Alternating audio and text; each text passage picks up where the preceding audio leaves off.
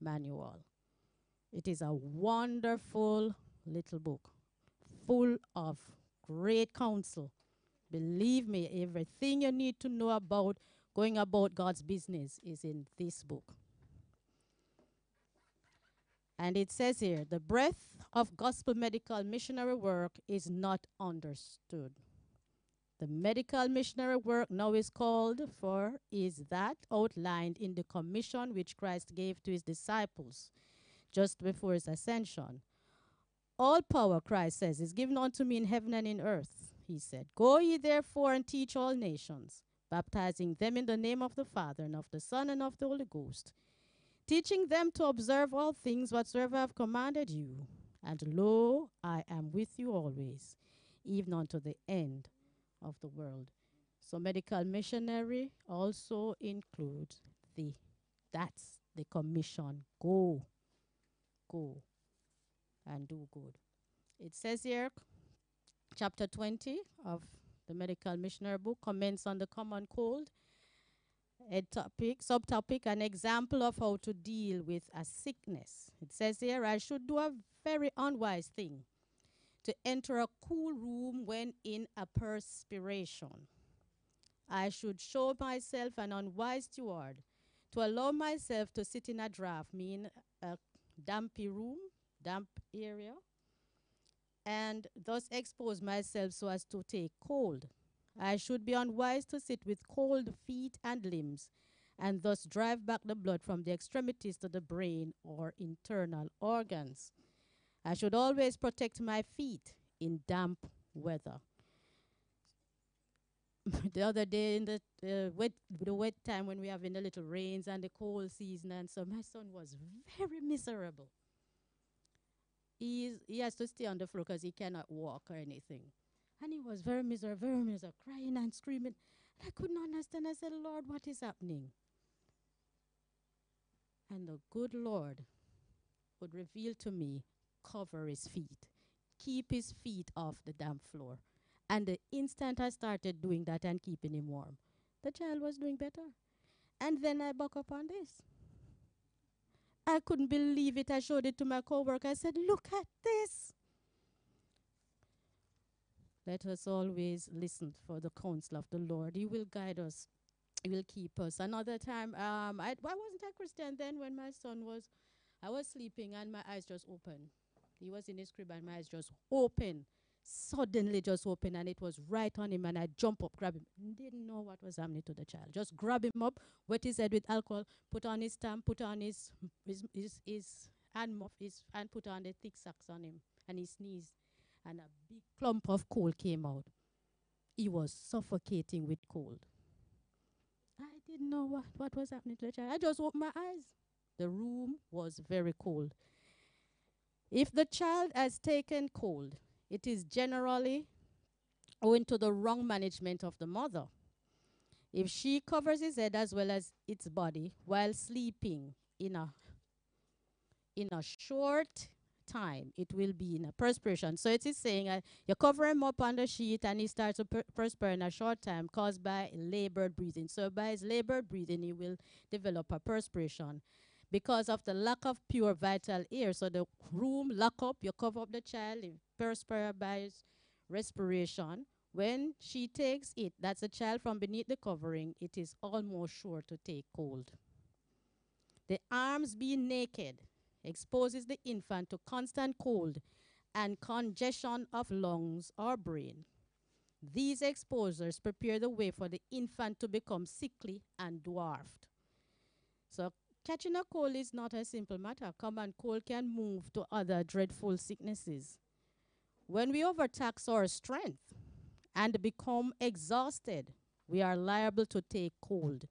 And at such times, there's a danger of disease assuming a dangerous form. So it doesn't stop there, brethren. A cold doesn't stop there. We can become quite ill from a cold. Most persons would perceive benefit from a cool or tepid bath every day. Listen to this, brethren. Morning or evening. She didn't say you have to bathe 2-3 times a day. She said most persons will receive benefit from a cool or tepid bath every day, morning and evening. We live in a hot climate though, but there are times when it does get quite cold. We don't have to kill ourselves that we have to take that second or third bath. Instead of increasing the liability to take cold, a bath properly taken fortifies against cold because it improves the circulation. The dress should fit easily, obstructing neither the circulation of blood nor a free, full, natural respiration. The feet should be suitably protected from cold and damp. Clad in this way, we can take exercise in the open air, even in the dew of morning and evening, or after a fall of rain or snow, without fear of taking cold. No one can have good digestive powers and a clear brain who will eat largely of sweet cookies and cream cake and all kinds of pies and partake of a great variety of food at one meal. When we do this and then take cold, the whole system is clogged and enfeebled that it has no power of resistance, no strength to combat disease. And I can tell you this is true. I got some while back before I have sense. I got some chocolate from overseas. You know those wonderful little chocolates that they love to take from overseas, and there were so many, and I said, gee, this is tempting. Every day I'm eating this thing. I'm going to finish it today. And I said, come, Nikolai, sit in front of me. We will eat this off today. And don't ask if we never eat them off. The both of us got a fever. By the next day, we were so sick. Sick. Sugar is terrible to the body. Those who have excluded the air from their sleeping room should begin to change their course immediately. They should let in air by degrees and increase its circulation until they can bear it in winter and summer with no danger of taking cold. The sick room, if possible, should have a draft of air through it day and night. The draft should not come directly upon the invalid. If the person is sick, of course, you're not going to put them under the window and open the air directly on them. While burning fevers are raging, there is but little danger of taking cold. But special care is needful when the crisis comes and the fever is passing away. So when the fever is passing away, less chill, make the person a little bit warmer. The electric power of the brain, promoted by mental activity, vitalizes the whole system. That the nervous system, if you're taking too much mental activity, it is not good for the body. It is thus an invalid aid in resisting disease. So you can't resist this disease if the mental system is too overworked, because it troubles the nervous system. And when the nervous system becomes overworked, the body weakens. Bring to your aid the power of the will, which will resist cold and will give energy to the nervous system.